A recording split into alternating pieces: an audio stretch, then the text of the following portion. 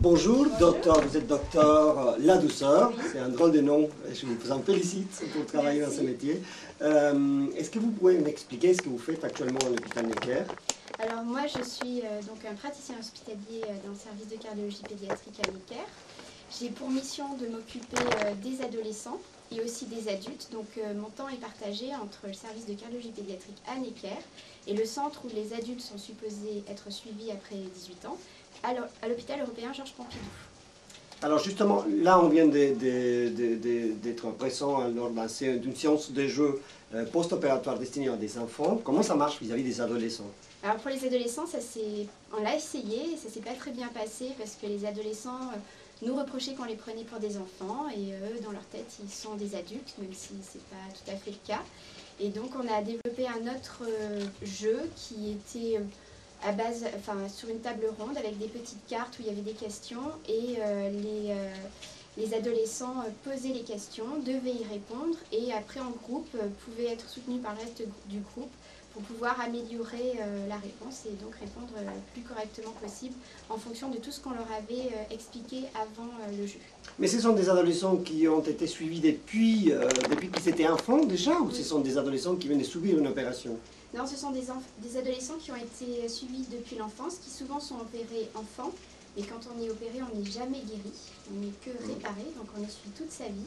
Et l'une des idées de ces séances, c'est surtout de leur dire que toute leur vie, et ça se limite pas qu'à la pédiatrie, toute leur vie, il faut qu'ils soient suivis. Il ne faut pas qu'ils perdent de vue leur suivi spécialisé. Donc justement, cette séance de jeu peut aussi être un déclencheur pour qu'ils se fassent suivre davantage. Pour qu'ils comprennent l'importance, parce qu'à un moment, l'adolescent, il a envie de dire j'ai pas de maladie cardiaque, je suis comme les autres copains.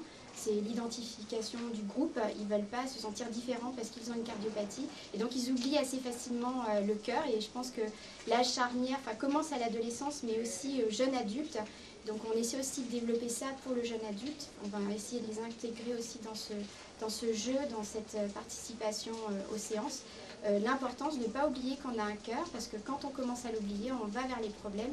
Et pour l'avoir vu à l'hôpital chez les adultes, il y a beaucoup de gens qui sont perdus de vue et qui arrivent en catastrophe aux urgences, pas bien suivis avec des complications. Donc c'est important d'être suivi. Quels sont les moyens pour vous qui pourraient être l'idéal à mettre en place? Alors, pour l'adolescent, c'est vrai qu'il y a une ligne qui a développé, c'est tout ce qui est support jeux vidéo, informatique, application iPhone.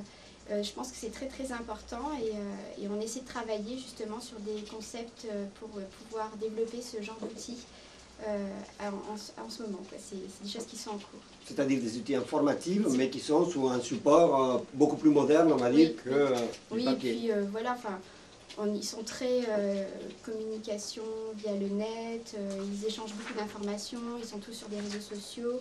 Donc je pense qu'il faut travailler là-dessus. Là on a commencé à discuter de l'application iPhone, ou même sur des palettes iPad, des smartphones ou des palettes pour pouvoir faire des jeux très interactifs en groupe. Par exemple, nous, les petites cartes qu'on est en train de faire, peut-être que ça serait intéressant de les avoir sur une palette et de faire avec la table ronde. On clique sur la palette, on a une question qui s'ouvre.